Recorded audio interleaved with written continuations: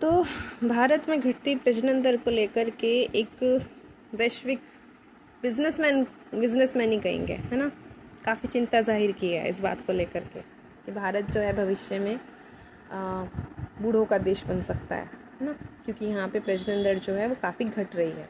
अच्छा, इतनी ज़्यादा चिंता भारत के प्रति है ना, ये चिंता और मामलों में तो नहीं दिखती वर्ल्ड कंट्रीज़ की तरफ से। क्या बात है।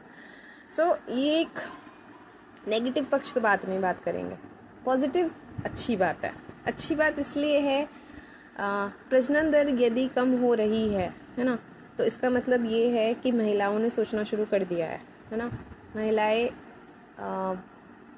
पुराने जो विचार हैं, जो मानसिकता हैं, उससे निकल रही हैं, है ना। उन्होंने खुद के निर्णय लेने शुरू कर दिए हैं। ये चीज़ें ये भी तो दिखाती हैं। अगर भारत की फर्टिलिटी रेट, प्रजनन दर कम हो रही है ना, तो ये तो अच्छी बात है। अच्छी बात, वैसे भी भारत की पॉपुलेशन बहुत ज़्यादा बढ़ चुकी है, जितनी नहीं होनी चाहिए उससे ज़्यादा, क्योंकि पॉपुलेशन बढ़ने की वजह से ही इंडिया को अपने डेवलपमेंट, इंडिया गवर्नमेंट जो है, भारतीय सरकार जो है, उसको अपने डेवलपमेंट प्रोजेक्ट्स हर बार बढ़ाने पड़ते हैं।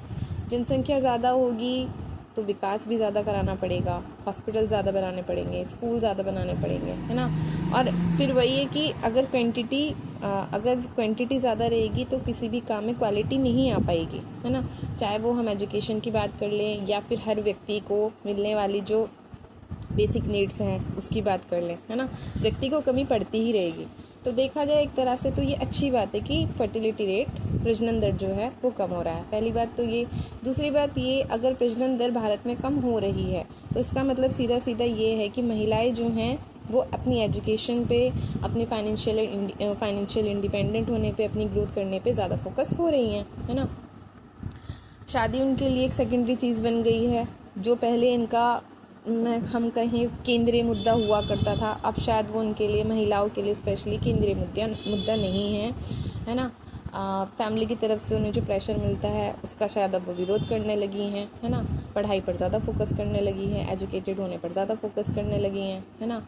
और पहले जो अपने हस्बैंड पर क्या बोलते हैं, निर्भर होती थी, अब उस चीज़ को लेकर के इतना नहीं सोच रही हैं, क्योंकि अगर प्रजनन दर कम हो रही है तो हमें ये सारे जो रीजंस हैं ये भी देखने पड़ेंगे, है ना।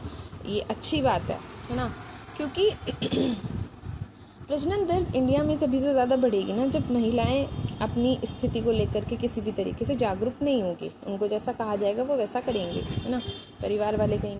क्योंकि पहले जो थी, महिलाएं फैमिली के प्रेशर में आकर के शादी कर लेती थी, जिससे चाहे उससे शादी कर लेती थी, फिर जिससे शादी होती थी उसके घर वालों के द्वारा प्रेशर बनाया जाता था कि बच्चे पैदा करो, बच्चों में भी लड़के पैदा करो। ये सारी स्थिति हमने अपने अगर हमने सामाजिक स्थिति अपनी पढ़ी है अब से कुछ समय पहले की, तो ये सारी स्थिति जो थी भारत में महिलाओं के साथ विद्यमान थी, है ना।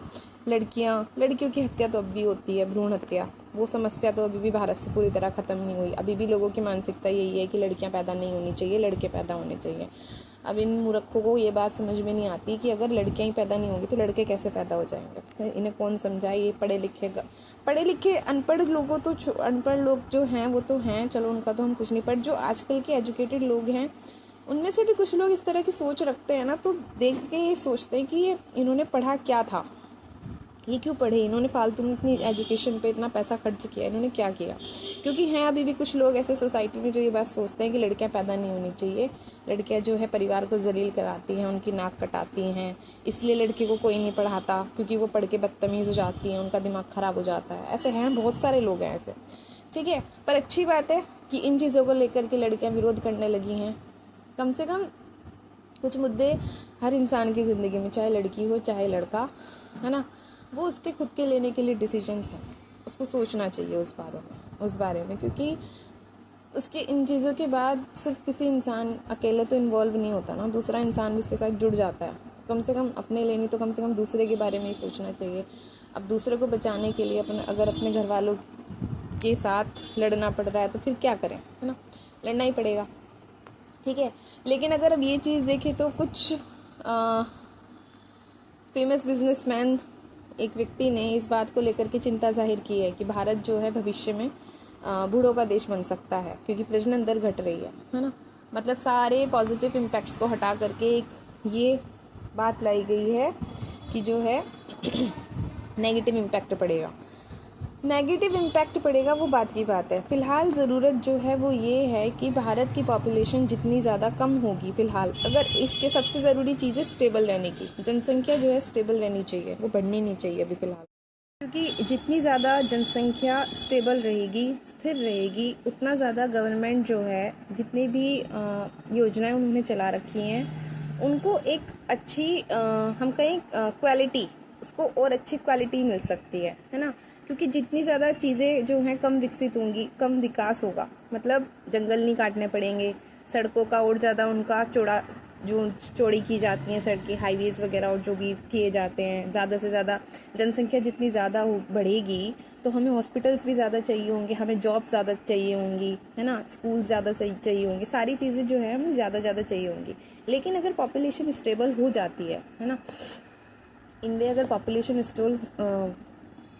स्टेबल हो जाती है तो फिर हम जो है पॉपुलेशन जो है हमारी, हम उनको बेसिक नीड्स जो है वो उनको सभी को हम जो है उपलब्ध करा सकते हैं, ठीक है। क्योंकि सामान कम होगा, लोग ज़्यादा होंगे तो सबको बेसिक नीड्स जो हैं तो सामान अगर ज़्यादा लोग होंगे तो सभी, और सामान कम होगा, लोग ज़्यादा होंगे तो सभी को वो सामान जो है सबको इक्वल समान मात्रा में नहीं मिल पाएगा, है ना। तो इसीलिए ज़रूरत है कि अभी जो है पॉपुलेशन कंट्रोल रहे, क्योंकि ऑलरेडी जिस तेज़ी से भारत जो है चीन को पीछे छोड़ने के तरफ बढ़ रहा है, उससे तो बेहतर ये एक अच्छा, हम कह सकते हैं एक अच्छा पॉइंट है कि भारत की जनसंख्या जो, अच्छी रिपोर्ट कह सकते हैं कि भारत की जो जनसंख्या है वो स्टेबल हो रखी है, कम हो रही है प्रजनन, अच्छी बात है ना।